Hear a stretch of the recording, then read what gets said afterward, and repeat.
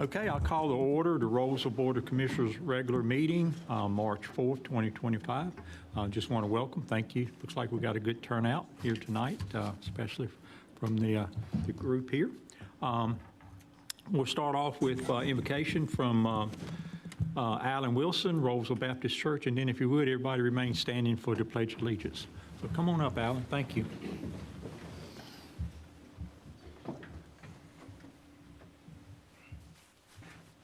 All right, if you will join me in prayer. Our most gracious and heavenly Father, we thank you for today and all the many blessings you continue to provide us.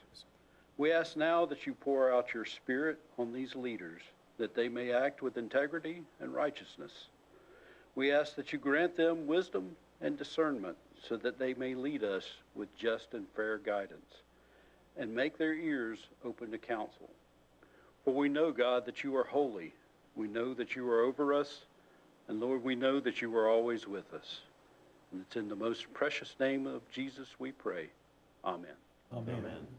Okay, if you would, I pledge allegiance to the flag of the United States of America and to the republic for which it stands, one nation, under God, indivisible, with liberty and justice for all. Thank you. Appreciate it, everyone.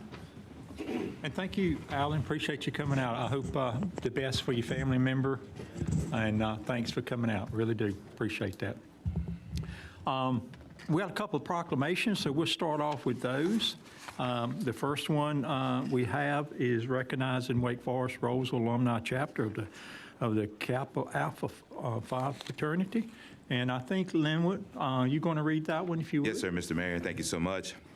I have a proclamation of the town of Rolesville for Kappa Alpha Psi Fraternity Incorporated, Wake Forest Rolesville, North Carolina Alumni Chapter. Whereas the town of Rolesville takes pride in recognizing the Wake Forest Rolesville, North Carolina Alumni Chapter of Kappa Alpha Psi Fraternity Incorporated, which has made local Rolesville community through various programs and outreach initiatives. The fraternity has demonstrated a strong commitment to service and support, particularly in the areas of education and community welfare. And whereas one of the most impactful ways the chapter gives back to the community through its Welcome Back Teacher Luncheon, the fraternity annually organizes and provides lunch for teachers at Rolesville High School. This gesture serves as a token of appreciation for their hard work and dedication to the students. It also creates an opportunity to foster a stronger connection between the fraternity, the local educators, and whereas members actively engage with younger students through the Room to Read reading program, volunteering to read to Rolesville Elementary School students, they inspire a love for reading while serving as a positive role models. Additionally, the chapter donated books to the school. Through these efforts, the chapter remained dedicated to promoting education, fostering a passion for learning, and strengthening community partnerships. And whereas at the beginning of each school year, the chapter helps to create an exciting and positive atmosphere for welcoming students back to school, providing encouragement and helping to set a tone of optimism and community engagement. This outreach is essential in ensuring that students feel supported and excited for the academic year ahead. And whereas, additionally, the chapter has partnered with the Rolesville High School Care Closet, a resource that provides students with essential supplies and materials. The chapter regularly donates needed necessities to ensure that students have the tools they need to succeed. This partnership has been invaluable in supporting students with financial challenges and alleviating some of the burdens, ensuring that no student is left behind. And whereas the chapter remains dedicated to serving the community through civic engagement and philanthropy. In support of voter empowerment, the chapter actively assists with voter registration efforts at Rolesville High School, ensuring that eligible students are informed and prepared to participate in the democratic process. Now, therefore, Mayor Ronnie Curran of Rolesville, with the Board of Commissioners, do recognize that Kappa Alpha Psi Fraternity Incorporated Wake Forest Rolesville Alumni Chapter is a driving force for positive change in our community and encourage all citizens to celebrate their contributions. In witness thereof, I set my hand and cause the seal of the town of Rolesville to be affixated this day, the 4th day of March, 2025. Signed, Ronnie L. Curran, Mayor. Christina Yanklin, Town Clerk. Thank you. Thank you. We have one more proclamation, then we'll have you guys to come up if you want to. So the next proclamation is recognizing Women's History Month. So April, I think you're going to read that one. All right. Proclamation of the Town of Rolesville designating the month of March as Women's History Month. Whereas American women of every race, class, and ethnic background have made historic contributions to the growth and strength of our nation in countless recorded and unrecorded ways. And whereas American women have played and continue to play critical economic, cultural, and social roles in every sphere of the life of the nation by constituting a significant portion of the labor force working inside and outside of the home. And whereas American women have played a unique role throughout the history of the nation by providing the majority of the volunteer labor force of the nation. And whereas American women of every race, class, and ethnic background served as early leaders in the forefront of every major progressive social change movement. And whereas American women have served our country courageously in the military, and whereas American women have been leaders, not only in securing their own rights of suffrage and equal opportunity, but also in the abolitionist movement, the emancipation movement, the industrial labor movement, the civil rights movement, and other movements, especially the peace movement, which create a more fair and just society for all. And whereas, despite these contributions, the role of American women in history has been consistently overlooked and undervalued in the literature, teaching, and study of American history. Now, therefore, be it resolved that the Town Board of Commissioners designates March as Women's History Month, calling upon the people of Rolesville to observe March as Women's History Month, adopted this 4th day of March, 2025. Ronnie I. Curran, Mayor, and Christina Inclan, Town Clerk. Okay. Thank you.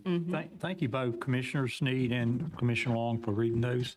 And next, we'll consider the approval of the agenda. So do I have a motion for that? So moved. I got a motion. Got a motion second. Anybody else? All in favor say aye. Aye. No opposed. Thank you. Appreciate it. Okay, at this time, we will listen to the public. I think somebody's here. Is it Malcolm Mason? Want to say something? Come on up and welcome the whole group here. You got, I don't know how many is in your group, but it looks like they just about all showed up, didn't they? Not all of them. So Not all our of 'em? chapter has about 80 members. And let Wow. me introduce myself. I'm Malcolm Mason. I'm the president of the Wake Forest Rolesville chapter of Kappa Alpha Psi. So, and these are many of my fraternity brothers here. Your town manager, Eric Bosch, is one of our fraternity brothers as well. So we just want to thank you for this honor, for this proclamation. I remember Commissioner Long, you came to our chapter meeting, you know, talking about how you wanted to impact the community and what you wanted to do in the town of Rolesville. So we're happy that you're in this place right now in this seat, and we appreciate you working with us on this proclamation. Mayor Curran, you know, I've seen you plenty of times come through Heritage during election time, and you've been in my house, sat with me and my wife, talked about what you wanted to do for our community. So we appreciate you, and we wanted to continue to impact the Rolesville community. Our goal is educational initiatives. So we're going to continue to work with Rolesville High School, especially with the care closet. This year, we donated a full-size LG refrigerator to them. Because of the backpack buddy program, they couldn't store perishable items. So now they can store perishable items for students, and they can take those home to their families when they're in need. And we also donated gift cards for the holiday season, so they could buy gifts for students that didn't have the things that they need when they went home for the holidays. And it can, you know, it could be a stopgap for them during that time when they're out of school and they're on break and they don't have school lunch and things that are going on for them. So they can bring those items home and they can work with their parents and their family to make sure they're fed. So we appreciate your time. We appreciate this honor in receiving this proclamation. And we will be before you again because we're going to continue to work in this community. And we thank you so much for this distinguished honor. Well, thank you, Mr. Mason. Appreciate y'all all coming out. And there are times that it may come up where we can work together on something. I know we could have a couple sororities over the years that we've worked together with, but I think this is the first fraternity that actually have came to the meeting that I recall. So appreciate you guys coming out. Would you like a picture? Let's do the picture. So you want to come up too? And since you're a member, come on up. Anybody else?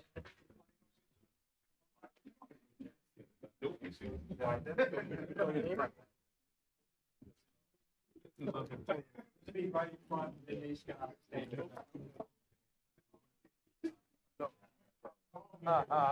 Okay, Wow. Still get the background. Thank you.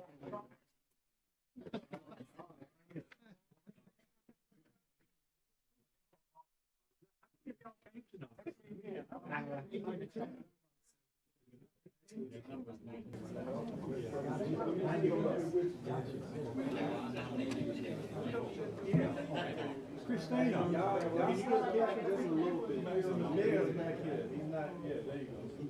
Unless you want to slide up. No, I'm good. Okay. We're not gonna be in that picture. Even standing here.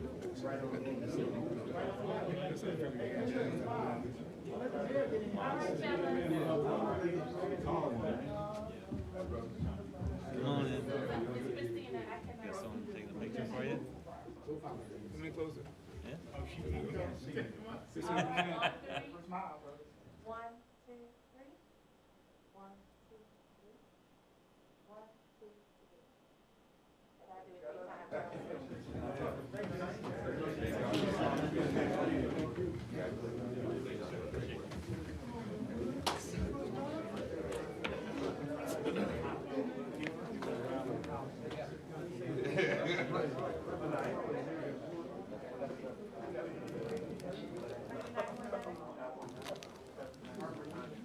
How are you?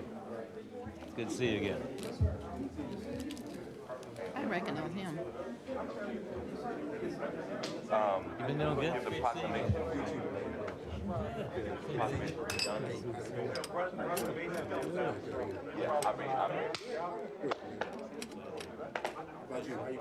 Good, sir.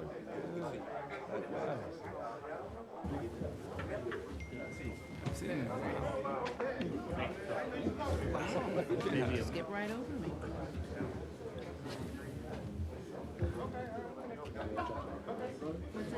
No, no.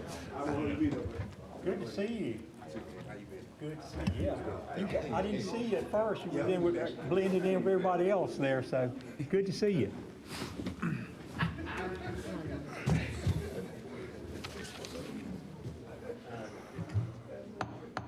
Okay, we will call the meeting back to order. Appreciate that. That was, thank you, commissioners, for reading those proclamations. Any more, or anybody else to be heard? We do have a few minutes here if anybody want to come up, anything. All right. We do have a couple considerations for approval of the consent agenda. One is the minutes from the January 28, 2025 special meeting, and then a resolution to amend the personal policy, which is 2025R03. So I will entertain a consideration for the consent agenda. So move. Okay, we got a motion from Commissioner there. Is there a second? Second. Got a motion and a second. Any other discussion? If not, all in favor say aye. Aye. Anyone opposed? Not hearing any? Thank you. Appreciate that. Town Board liaison reports. So we'll see. Commissioner Austin, you have anything you want to report on tonight? Just 2 things, sir. One, as you all may heard or seen on television, that some of the workers at the VA hospital in Fayetteville and Durham has been fired in a recent second round of the federal government terminations, which now brings it to a total of 1,400. Both hospitals at this time are unsure in how this may affect all VA healthcare, but our hearts go out to all the families that have been affected by this. And secondly is the Disabled American Veterans Wake County Chapter 1 will be closed for 90 days at its Knightdale's location due to renovations. The temporary location starting March 11, next Tuesday, from the hours of 0900 hours to 1500 hours at 202 Mill Burney Road, Knightdale, North Carolina 27545. And that's all I have for tonight, sir. Thank you. Appreciate that. Anything report from Public Safety, Commissioner Long? Yes, sir, Mr. Mayor, and thank you to you and to the commission, fellow commissioners. Just a few updates myself. With the Police Department, we're going to be having police picnic with the police. It's going to be tentative Wednesday, April 2nd at Main Street Park starting at 12 p.m. Please make some recommendations on being there. Also, we're going to have the bicycle rodeo is going to start, save the date for May 17th. And Camp Kids registration will open in April. So if you know any kids that are in the area that would be welcome to this particular camp, we would love for you to please have them register starting in April. I recently met with the fire department today, had a great conversation. We are moving forward in unification and looking forward to the unity with town of Rolesville. Thank you, Mr. Mayor. Yeah, that's coming up really soon, July 1. It'll be here before we know it, and hopefully we'll have an event when that happens on July 1. And just want to invite everybody to attend that. That'll be a great event. So thank you, Commissioner Long, for working on that. Senior citizens, Commissioner Hall. Thank you, Mr. Mayor and fellow commissioners. The only thing I have to report tonight is, as we've reported previously, the Senior Network has obtained a van, and we're doing a public unveiling here at the Town Commission Community Center on, was it Wednesday, March 26th at noon. It is March 26th at noon. The public's welcome to join us in that. So we're very excited about that. Thank you. Thank you. Appreciate that. Planning Board, Commissioner Sneed, anything you want to? Yes, just a couple of little, quick little items. I skipped last month, and so, which I'm learning should not, because now the things that we discussed at the January board meeting, Meredith will be presenting tonight, so that will take care of that report. And at our last report, one thing that we will talk about tonight is coming back to us again. We passed it unanimously, but there needed to be some cleanup, so that'll come back before us again tonight. And we had a meeting in February where we talked about the government facility text amendment, which we did discuss at our work session in February. So that was the topic of our conversation, and that will be coming before us, I believe, next month. Good. And that's it for me. Very good. Thank you. Appreciate that. And then Commissioner Vilga, Parks and Recreation, anything from that group? Yeah, so a few things. We welcome a new member, Joni Lanterman, to our group. Elected Vice Chair Clay Campbell. Received updates on sports and events throughout town. Reviewed a Waite Avenue development for a parkland request. And two other things. Rolesville was awarded the Tree City USA designation for the 9th straight year. So that's a great thing for us to keep going with.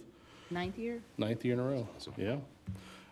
And the last thing was this past weekend, the Historic Rolesville Society actually held an event. It was the 200th anniversary of Lafayette traveling through our area. Nice turnout from what I read with some of the write-ups. They said as many as 70 people showed up. And just wanted to thank real quick, and hopefully I have them all here, but would like to thank some of the sponsors that helped with that, because it was a big event to be put on. Nice. It was hosted by Historic Rolesville Society. The town was a sponsor, Wake County Historical Society, Masonic Lodge in Rolesville, Preservation Zebulon, Rolesville Chamber of Commerce, and Rolesville Baptist Church helped out with that. And the host was Little House Museum. We just thank everybody for doing that. And I mean, it was a once-in-a-lifetime thing, so it was a great event. That's right. We won't have it again for another 100 years. Yeah. So, yeah, and I know, I guess we get history in U.S. history in 8th grade or something. So it's been a lot of water over my dam since then. So I don't remember it all, but Lafayette did play a big part in our revolution, and he did this tour in I guess 1825, and actually came through Rolesville. Yep. And he visited every state on that tour, I believe, in the Union. And it wasn't that many, 20 maybe or something.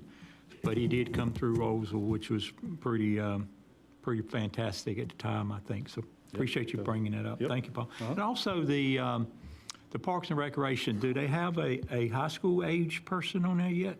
We do, yep. You do? We have somebody on our board. It's high Okay. school. Yep. Good, thank you. Appreciate that. Communications from town staff. First one's Human Resource Director. I think I saw Lisa. Come on up, Lisa, and share an update with us, please. Good evening, Mayor, Board. Even. It's an honor to be here before you tonight, and I'm going to be 100% transparent. It's because I am excited to talk about change. I am not one of those who is big on change, but it's necessary and it's a good thing, and it's all about perspective, how you look at that change. And our employees are about to embark on many new changes. We're going to be becoming more data-driven thanks to the experience that Stephen has brought on board, thanks to Eric's vision. So change is coming. It's going to be a good thing, and I think a lot of our staff are looking at it that way. Thus the title, Together We Rise. Usually you see this acronym at the end of my presentations, but I wanted to start out with it because Rolesville is making every effort possible to inspire stellar employees. And because we do have those stellar employees, we're more apt to be those positive ambassadors who go out into the community, who represent the town of Rolesville, who represent you all. So we're very, very excited about that. Being that we're about to embark on change, I figured the best way for us to do that would be to get back to basics. And you can't get more basic than our, and when I say our, I mean HR, our core values. They are definitely modeled after your core values, but HR also has core values, and we try to demonstrate those values every day. And those values are collaboration, consistency, and commitment. Everything that we do in HR, we ask, is it collaborative? Is there an opportunity for collaboration? Is it consistent? What we do for one, we do for all. And does it demonstrate the true commitment that we have to each other, to the board, and to the citizens of Rolesville? So those are three things that we hold very dear. With that said, I wanted to introduce our newest team member. We have Jamie Anderson. He's in our Public Works Department. Gabriella, and I know I am butchering her name, Canizaro, Police Department. Ronaldo Delgado, Public Works, and of course Stephen Pearson, Administration. We're very, very excited to have them on board. They bring a vast array of experience, and we're looking forward to all of the good things that we're going to see from each and every one of them. Now, getting to statistics. I always struggle with statistics when it comes to HR, because what is HR? Dealing with people. And I really don't like putting numbers on people, but I know I have to do that as part of that change that I'm embracing. So we're going to talk about some statistics. Our turnover rate since the last update is 5%. Our acceptance rate is 100%, and that acceptance rate is the number of employment offers that we've extended and have been accepted. So 100%. We currently have 4 active postings. 3 of those 4 are the part-time seasonal positions within Parks and Recreation: camp counselor, facility supervisor, and recreation assistant. But we also have a full-time posting for police officer, and that's an ongoing posting because we try to backfill positions as employees get promoted or what have you. So that's one of those ongoing postings. One other statistic that I'm very, very proud of is workers' compensation claims. We have not had any since our last update. And I am so, so thankful for that because, as you all know, that is what drives our premiums.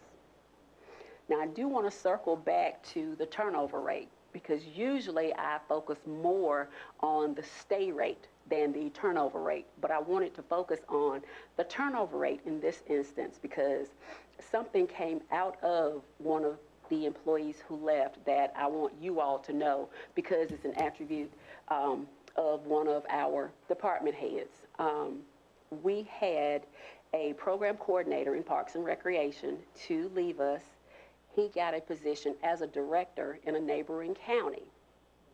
And something that is unheard of, he gave accolades to June Green, our very own Parks and Recreation Director, for providing motivation, for providing guidance, and basically him being responsible for where that former employee is today. So I thought that was something that was very, very noteworthy and something that I'm very, very proud of, because June is fairly new to us, but he is not new to Parks and Recreation, and I think we definitely have a gem in June, but I just wanted to share that information with you.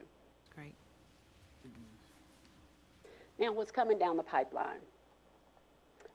The town manager did share with you more detailed information about our pay and classification study. Hopefully, we will be getting the final report from that within the next few days. Once we get that final report, then the town manager will give you more detailed information about that. You can also be on the lookout for a revised personnel policy. The last substantial update was back in 2018, if I'm not mistaken, and some of those policies need to be refreshed. We also have policies that are new, brand new, that have not been incorporated into the manual, and we're going to be doing that. And we're also going to be including language that includes the fire department. Now, this last one is major. Last week, we got information regarding our health insurance. We're part of a pool through the League of Municipalities, and the league is disbanding that pool. So what does that mean to employees? We're going to have to find a new health insurance carrier. That's for health insurance, dental, vision, short-term disability, and life. So we are desperately trying to make sure that we have a carrier in place effective July 1. We will be putting out an RFP tomorrow. We've been getting numerous phone calls from brokers, but we are going to receive all that information, go through all that information, and do what's in the best interest of the town and what's in the best interest of the employees. So I just wanted to make you aware of that. And that concludes my update. If anybody has any questions for me, I'm more than willing to address those at this time. No question, a couple of comments. You know, anybody that know June Green, they wouldn't be surprised at those comments, because he's done a great job, and I'm not surprised at all that everybody that works in an organization we're going to, you know, be leaders in somebody's organization, because he's really, if you imitate Green, if you imitate June, then you are going to be, you know, a really good person. And I'm not surprised at all at that. So, and I guess last, I would say, you know, you're talking about change, you know, bringing the fire department in is going to be a big change. It is. And because that's probably close to 50 people, I guess, when you think about all the part-time people that's in that group. Yes. And that's a big change. That's a big change for us. And you're ready for that, sounds like, because you mentioned it and everything is kind of on go for that. I am very, very excited, not only because we're going to get some new, fresh perspectives, but the fire department likes to cook, and I like to eat, so That's excited true. about that, too. They do like events, so Yes. that's really true. What about the board? Any other comments? I have a quick question, and I'm not sure that you're able to share with other municipalities I have, but from a turnover rate, are we on par? Are we below? What's the standard turnover rate in general with? The standard is usually 32%, so Oh. we are doing astronomically well. Yes. Thank you. Yeah. I believe in, I always say, train employees well enough that they can leave, but treat them well enough that they don't want to leave. But we do know that there's going to come a time where someone does want to grow and expand, and we're going to support them in that, in those efforts, because at the end of the day, we're going to have a partner for life, because we're going to make an impact on that employee, guaranteed. Yeah, and you know, I think turnover rate is a big thing to look at. But another one that you didn't even mention has to do with vacancies. And you know, I think we are probably 100 or close to 100% filled with no vacancies. It may, police may have been one there. Part-time people, you know, you really don't count them. And a lot of places struggle with having enough people to work there. So I think that's a big thing too, when you think about, you know, our vacancies are not real high. Luckily, no one wants to leave us, and I'm proud. Any other comment? No, sir. Well, thank you, Lisa. Great job. Thank you. Appreciate that. Thank Thank you again. And, you know, July 1, we'll bring those new employees in, so Thank you. thank you. We have a couple of legislative hearings tonight, and we will go to those now. So the first one is TA 25-01, which is residential medium development standards, and I think Meredith is going to, I see Meredith is already up. So I'll turn it over to you, Meredith. Thank you. Great, thank you so much. Good evening, Mayor Kern and Town Board of Commissioners. First for your consideration this evening is TA 2501, Land Development Ordinance Text Amendment to Residential Medium Development Standards. So the presentation was in your packet, and I did slip another slide in there today. Did a sketch of 2 1-acre squares. So the first one on the left is 1 acre residential medium straight. So that shows 15,000 square foot lots. So when you're looking at an acre of a subdivision, 12% is required to be open space, just straight up residential medium. Streets are typically 20 to 25% of the area in a subdivision. So the street area is about 20% of that square. And when you have what's left and you divide that by 15,000, there's room for 2 lots. So the density cap, or the density range in residential medium, is a maximum of 3 for straight residential medium and a maximum of 5 for cluster development. So it's worth pointing out that with the required open space and infrastructure, streets, et cetera, probably only going to get about 2 lots per acre in regular residential medium. With cluster development, 40% open space is required. And I've failed to note, I've bumped up the open space a little bit in each one to include a stormwater control measure. So in a cluster development, 40% open space is required. That's contiguous open space. And you can see it kind of splits the 1 acre block into halves, with half of it being open space and streets, and the other half being room for lots. Right now, cluster lots in residential medium are allowed to be 8,000 square feet, or that's the minimum. And if there are 8,000 square foot lots only, the maximum density would be about 2.5 units per acre. And if 6,000 square foot lots were allowed, there could be about 3.2 units per acre, and 7,000 square foot lots would be pretty close to 3 units per acre. So I average those lots, the 6,000 to 8,000, and show you can get about 3 units per acre in a cluster development due to the required open space requirements. So hopefully you can think of that picture as we start talking about the proposed text amendment. So we've been talking a lot about housing and diversity of housing and residential zoning districts since last fall. We've talked about it through, in various work sessions, especially the joint work session with the planning board that was held in November of last year. And one of the things that came up when we were talking was it sounded like there was some openness to having diversity of lot sizes in a cluster subdivision, as long as not all of the lots were the smallest size. So that conversation end of last year is part of the inspiration for this proposed text amendment. And I'll go through what the proposed changes are. So right now, residential medium lots are 15,000 square feet, and cluster lots are 8,000 square feet. So if we added 2 other options within a cluster development, a 7,000 square foot lot and a 6,000 square foot lot with proportional setbacks and a maximum density of 5, even though that would be extremely tough to achieve. We presented this to the planning board, and they really liked it. However, they wanted to make sure that not all the lots would be the same size, and they wanted a guarantee that the lots would vary. So based on the planning board's advice, we added the statement at the bottom: in a cluster development, no more than 35% of lots may be smaller than 7,000 square feet, and at least 35% of those lots would need to be 8,000 square feet. So that guarantees a variety of sizes in a cluster development. So based on that sketch I showed you on the previous slide, if the average would be about 3 units per acre with those required varying lot sizes. Hey Meredith, question for you. Yes. With this being proposed, this could make the prices of the homes more affordable. There's, the smaller the home and the lot, the more opportunity there is for a more affordable price.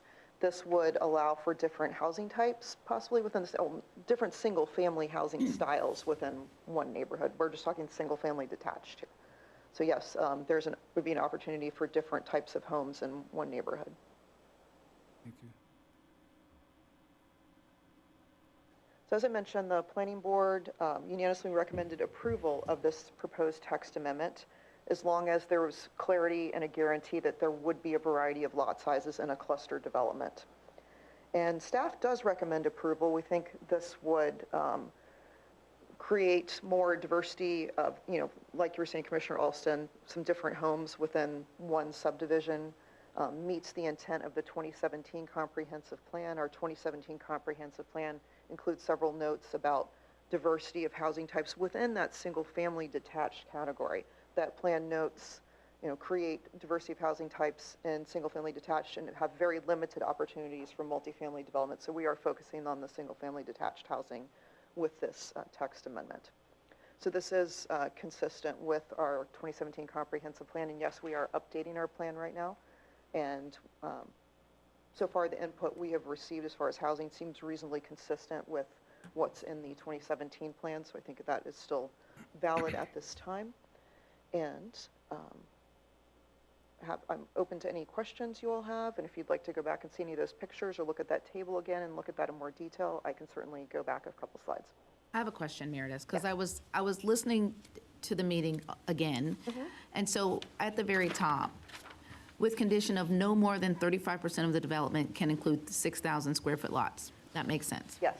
And the remaining lots must be equally split between 7,000 and 8,000 square foot. Yes, and I took that and thought it made more sense to put, let's see, so the first part, no more than 35% of lots may be smaller than 7,000 square feet. So that's that 6,000 to 6,999 square foot lots. So that's saying only 35% can be the smallest size, and then at least 35% must be 8,000, so at least a third must be the largest size. Yeah. So that sort of forces the split between 6, 7, and 8, or it could put you doing a third of the lots at 6,000 square feet and 2/3 of the lot at 8,000 square feet. That was my question. So it's either splitting it between the 7,000 and 8,000 or having all 8,000. I thought that would be a reasonable way to articulate that versus saying split evenly, because what if someone did want to do all 8,000 and just have a portion at 6,000? I think the only thing on this chart I don't quite follow is that each one of them has a maximum of 5, and you really can't get 5 on some of them. You can't. Is that just a standard, you're just saying the maximum of 5 or something? That's what's already in the residential medium portion of our LDO, and it is a bit confusing, and that is something we might want to take a deeper dive into with all of our zoning districts and make sure that piece makes sense. So that would require more changes than this chart then? Yeah, because I think you were saying even the 6 was just like 3.2 or something. 3.5, you could get, yes, I believe it was 3.2. Yeah. 3 and then 2.5, yes. What about the board? Any other questions? The comment I would make is kind of a general comment to the board. And Paul, I know you were here when we went through this thing.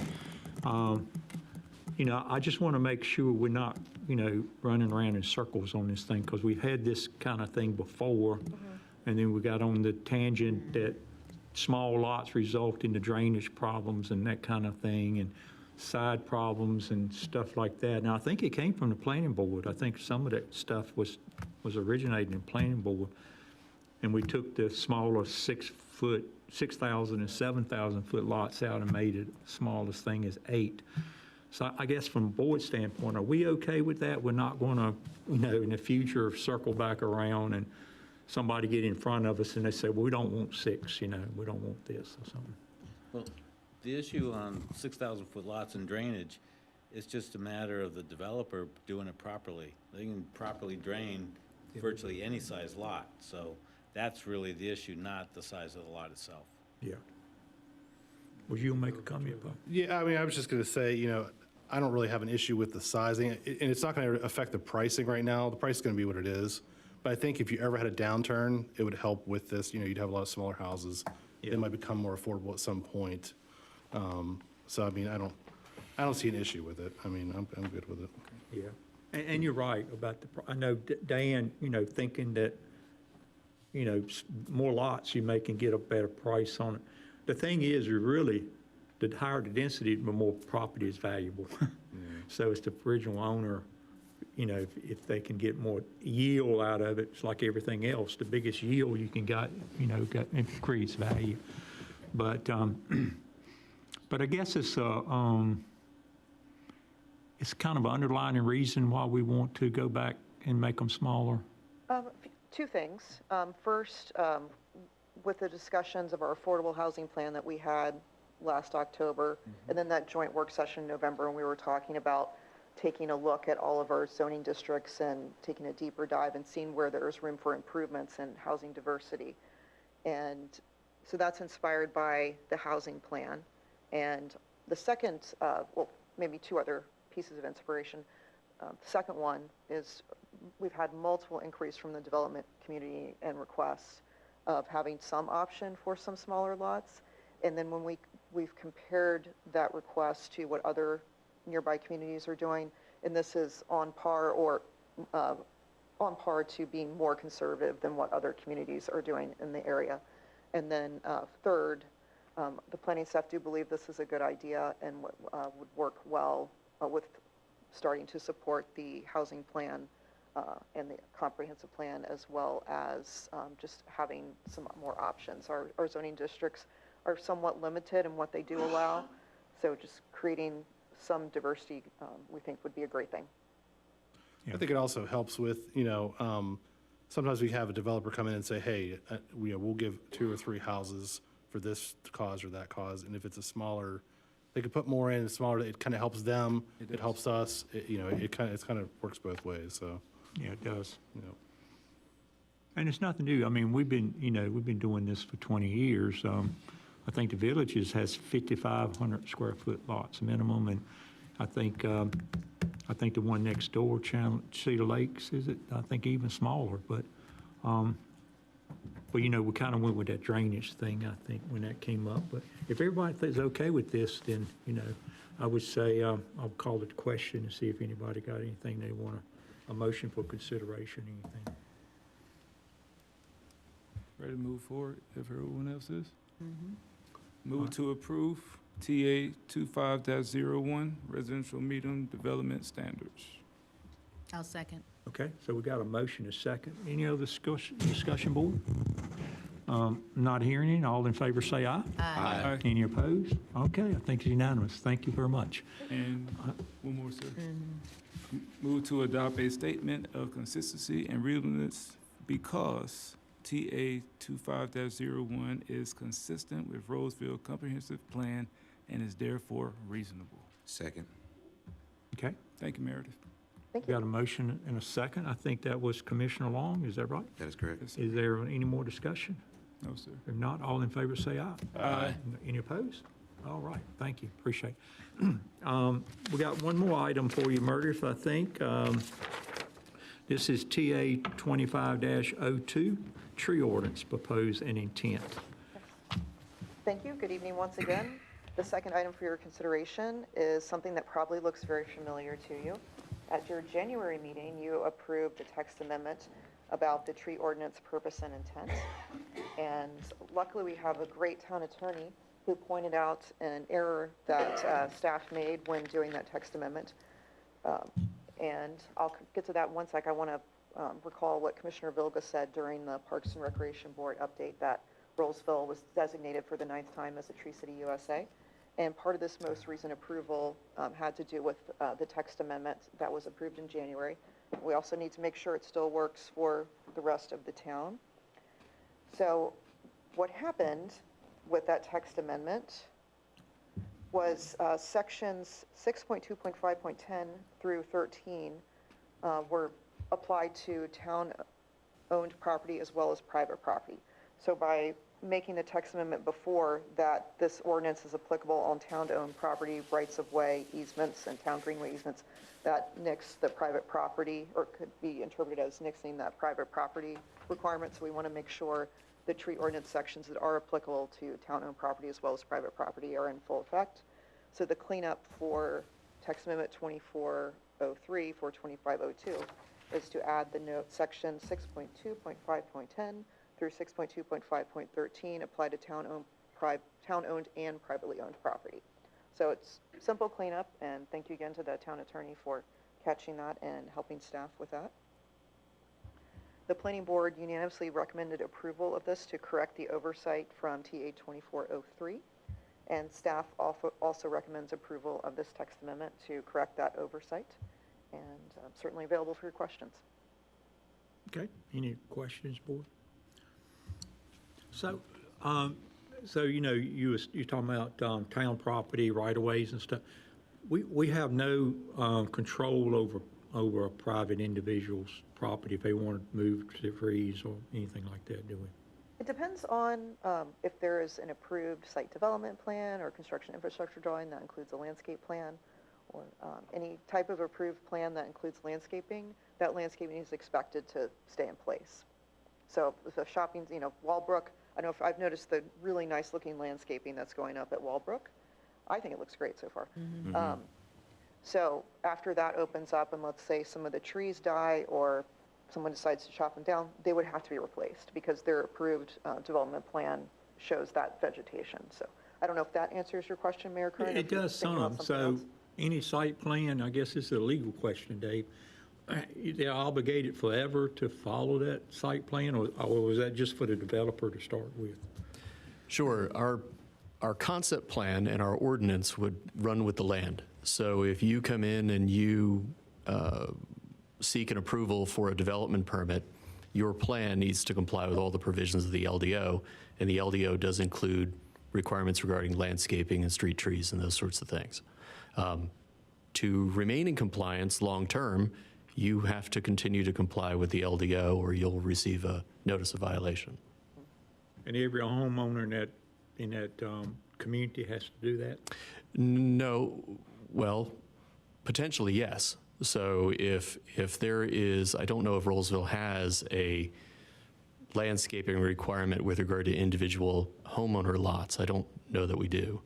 But if you did, some communities have a requirement that there be one tree, a deciduous tree in the front yard, and the developer installs that, or it's a condition of the zoning case that each one will have that, and someone cuts it down, they would need to replace it.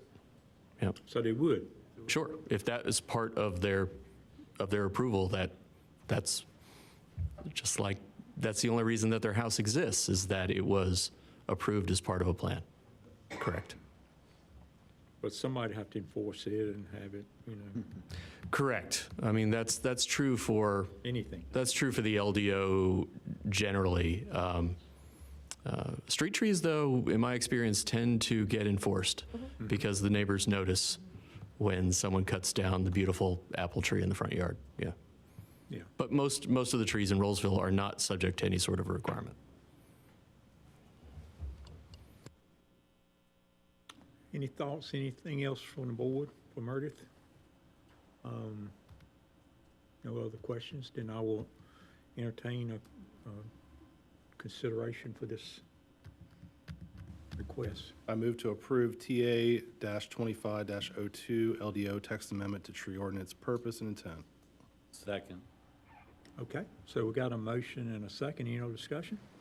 All in favor say aye. Aye. Any opposed? Not hearing any? I think you required one more. Yeah, I move to adopt a statement of consistency and reasonableness. Second. Okay, got a motion second. Did you get those? Okay, any other discussion? Not, all in favor say aye. Aye. Thank you, appreciate it. Thank you, board. Thank you, Meredith, that was easy. Wasn't that great? Yeah. Yeah, Thank that you. was easy tonight, so thank you. How about How about the board? Anything else before we, we turn it over to the reports from the town staff? All right.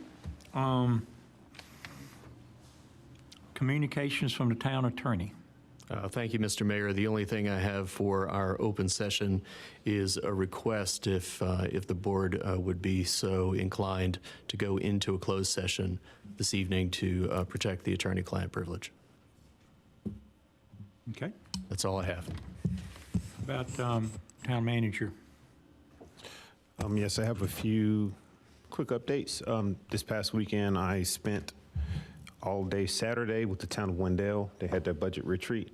As you know, that we are the town of Rolesville, but we sit amongst all of our peers on Wake County and also the east side. And so I've been doing a lot of work with Wendell, and I have a meeting coming up with Zebulon, their new town manager, because we continue to talk through different regional issues around sales tax, property values, all these different things. But I was asked by Mayor Gray there to send my regards to you all when I told her that I'd see y'all tonight. And so I'm telling you that I was there, and then also telling you that she said hello.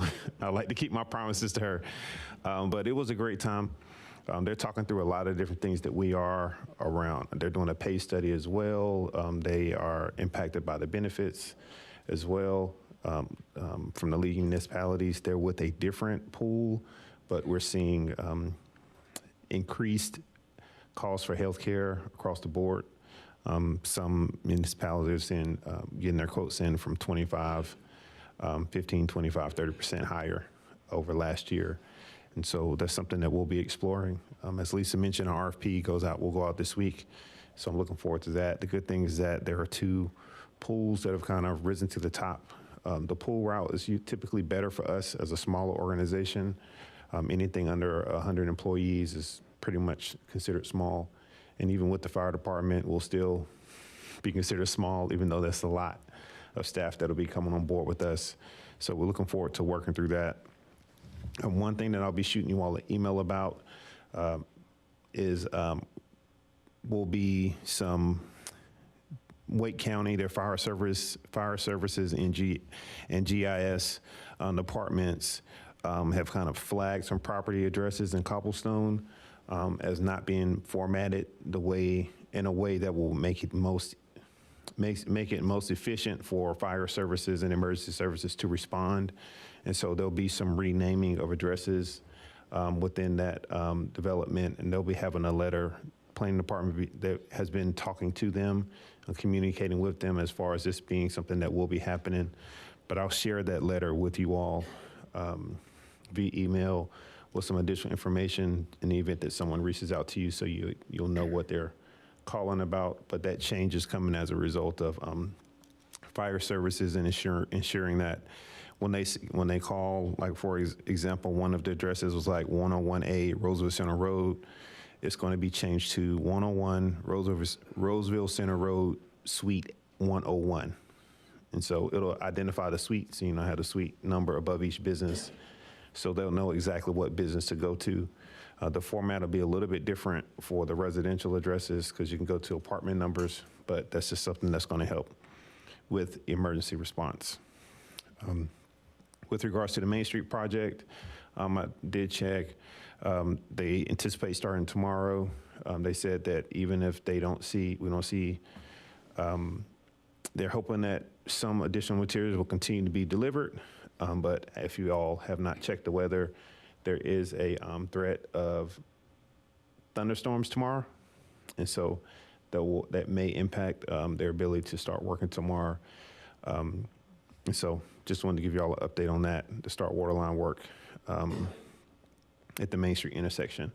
And that segue to that storm, we'll be posting information about it. It's supposed to have some pretty strong winds, and that alert made it onto the weather alerts on the local news today. And so we're working with Candace for her to post some weather alerts and safety information for the community. But in general, expecting some like 15 to 20 miles per hour winds tomorrow afternoon with some rain. So we want to make sure we inform our community about that. Lastly, During the holiday season, you all probably saw a mailer that went out advertising the businesses at the Main and Young intersection. There'll be a spring mailer going out that will advertise those Main and Young businesses, and also in the surrounding area. We're kind of leveraging the relationship we have with those businesses, and the ones that have kind of continued to be added to that meeting, cobblestone businesses, Cuts and Curls, and even the businesses that are north of the Main and Young intersection and CrossFit. So all of those kind of included in that group. So there'll be another mailer going out to kind of push those businesses and ensure that we're driving as much traffic we can to our local business ecosystem. And we're also changing our strategy on social media and increasing our partnership with them. And we see the mayor, he's been doing a lot of drop-ins and such, supporting the businesses. So we're creating content and promoting them as best we can and doing our part on our end. So, but those are the main things that I have for you all as far as updates. Please let me know if you have any questions. I'll feel free to answer them. And also I'll roll out a few more updates this week via email. Right. Town Clerk. Yes, I have just a few items to go over. I don't know if you're aware, but the town is now accepting applications for the military banner program during the month of March. This is a special opportunity to honor our service members with immediate ties to you or Rolesville. If you know someone who deserves recognition, consider participating in this meaningful program. And for more details, of course, visit the town website. The application deadline is March 31st. That's why I'm bringing that up. And the other item was the community funding, group funding. It's currently being updated to better serve the community. These improvements will ensure the program aligns with best practices and maximizes its positive impact. New application and review dates will be announced once the updates are finalized, and we appreciate your patience as we work through this process. And then the third thing was to the board. Just a friendly reminder that March 26th, we are having the next Eastern Wake Local Government Association meeting, which will be held at the town of Wendell. So that's all I have for now. Very good. Thank you. Board, any questions for any of the staff, town manager, clerk, anything? Okay, how about the board? Anything to close with? Just a couple of items I have is the mayor show next Thursday. I think it's the 13th, I believe. The two features on there will be one is Pixels, which is a new business that's opened up in Cobblestone, so you may want to get them on your list. Eric probably for the meeting, but they have opened. Visit them a couple times. Really nice place. So we're going to have them on the show. It's run by a guy named Reggie and his wife Angela. So very nice couple, and that seems pretty. It's a fun place to go. So it's not just for kids.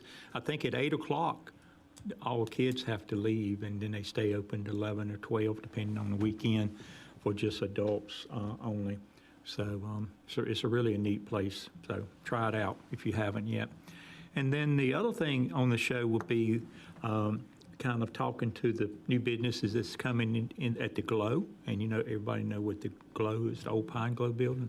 I think they're still working on that name, so I'm not sure if they want to stay with the Glow or not. But for information to board, a couple things. They are still working on having an ice ring there with ice skating for teams. I think it's like a half to a 3/4 size ice ring. So that's pretty neat.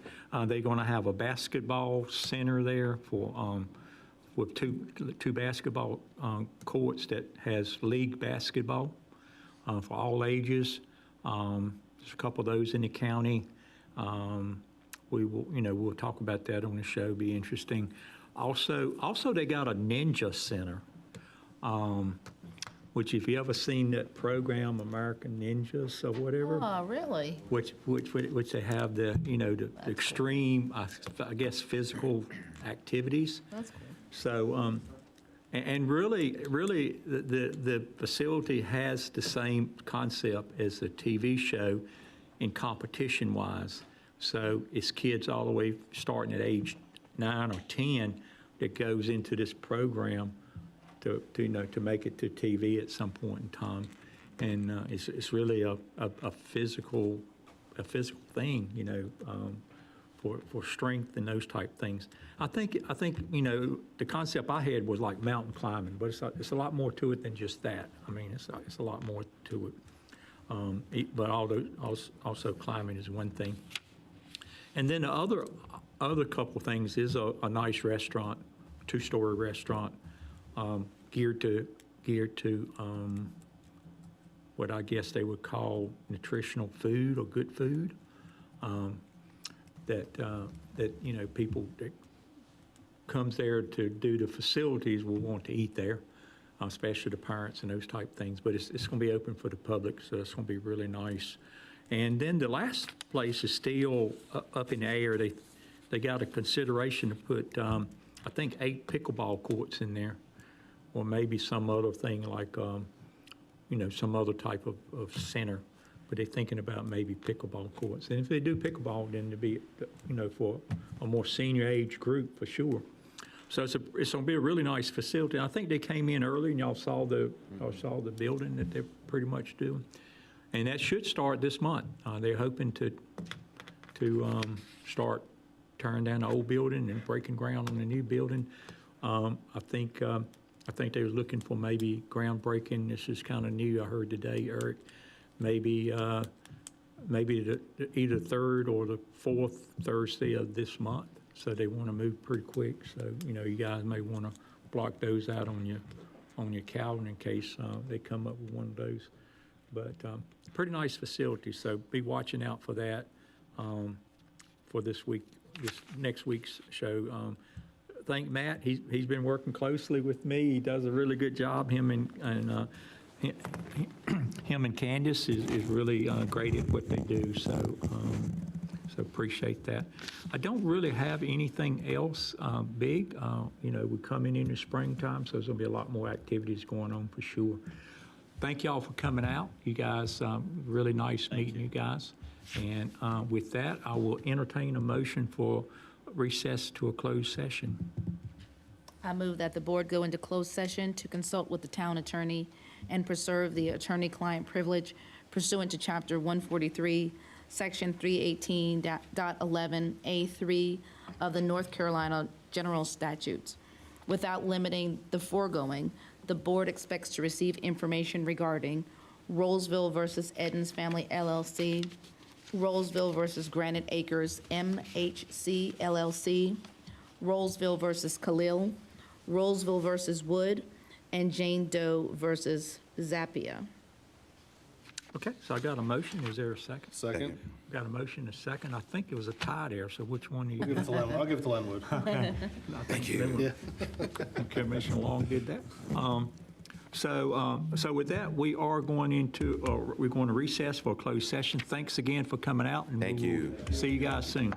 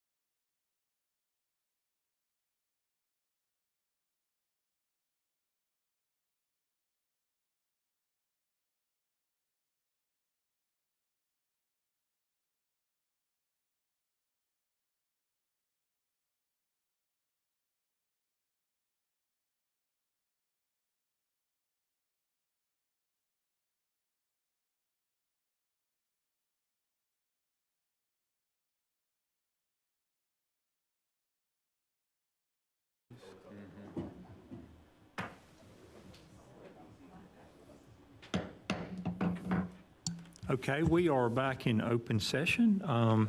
Anything else from the board? I know we covered a lot of things before we went into executive session. Any closing remarks or thoughts from anybody? Any questions for the attorney or the manager?